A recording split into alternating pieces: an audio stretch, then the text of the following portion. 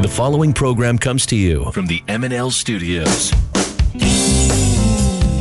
Welcome into the Mark and Linda podcast. Skeeter, how are we doing? We're doing really good. Got us a pretty good show today. We got comments with that. Yep. On this day in history, pretty good period of time.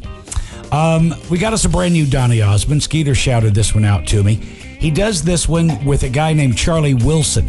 You don't know the name, but Charlie was the lead singer for the Gap Band. So we're going to play the collaborative.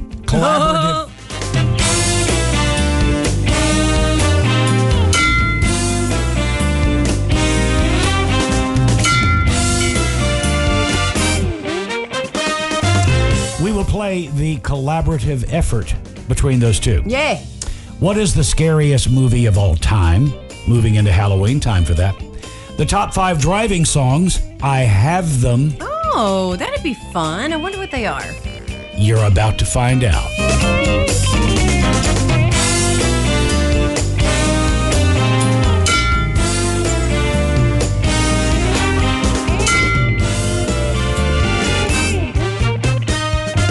Something I didn't particularly know, Elvis and John Lennon hated each other. Really? Yeah. I mean, I knew he didn't care for the Beatles, but now it's personal. Have you ever quit a job in a really unusual way? Elvira has been using that evil tongue in evil ways.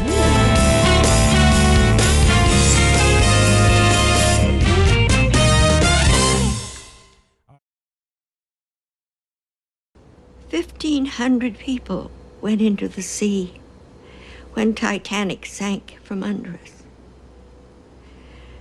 There were 20 boats floating nearby, and only one came back. One. 6 were saved from the water, myself included. 6 out of 1,500. Afterward, the 700 people in the boats had nothing to do but wait. Wait to die. Wait to live. Wait for an absolution that would never come.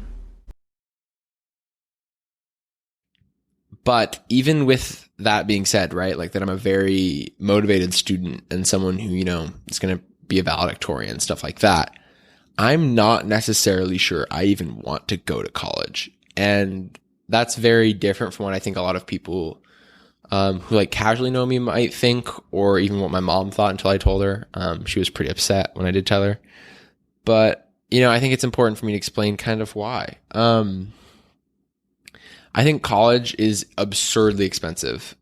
I have no money saved for college, which means that I'm going to be relying on, the generosity of a school's endowment fund, the generosity of the federal government, and some scholarships if I get them. But that almost guarantees that, I'll come out of college with at least, $20,000 of student debt, which is a ton of money to me. And it could go way up from that. It could be, $80,000 of student debt. And that's a lot when you consider like at a 4.45% interest rate. It's going to be growing and growing. And it's also scary because, my parents both have student debt. They might never pay off. And so I don't really want to get stuck under the debt trap like they have. I'm here to tell you right now, fuck that. It does not matter what your classmates think about, PCC or any of these other, local schools. Mm-hmm. If anything, they will benefit you a lot more, especially if you're unsure about where you stand as a student. If you're not the best note taker, if you're not the best test taker, if you're not the best at paying attention, it is okay to go to a CC. A lot of students here have told me, and myself included, I wish I would have gone to PCC instead, because I would have gone to PCC. I would have learned how to be a better student. Yeah. And I could have easily transferred to either UCSB or maybe any other school, PCC right. has a very good connection with all these other schools. Oh, yeah. People They're don't connected all over. And honestly, it's a lot easier to get into these schools as a transfer than it is as a straight out of high school applicant, because you're getting. I'm going to cut you off, but it also the maturity level too, because you're coming out of high school. I don't know if you were 17. Yeah, I was 17. Yeah, you were 17, just gonna turn 18, right? Mm-hmm. Going in because your birthday's coming up soon, right? When is it? In June? No, July. Yeah. So I think the maturity factor of it is, you know, as well as going to CC. It helps you, it prepares you. Yeah. Also, maybe getting a part-time job. Oh my goodness, yes.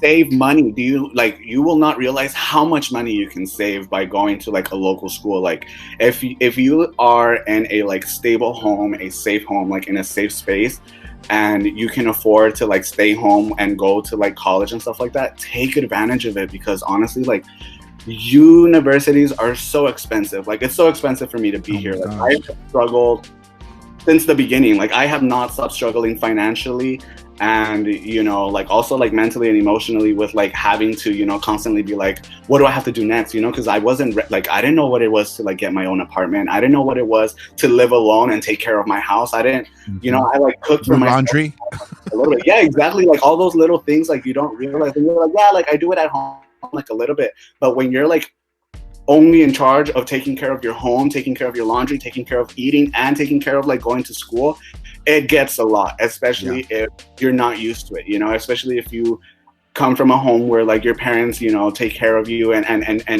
kind of like relieve that responsibility off of you, which I think is great. But also, like, you have to reflect and think, like, are you prepared to fully be independent? And like I said, like, I don't think I was.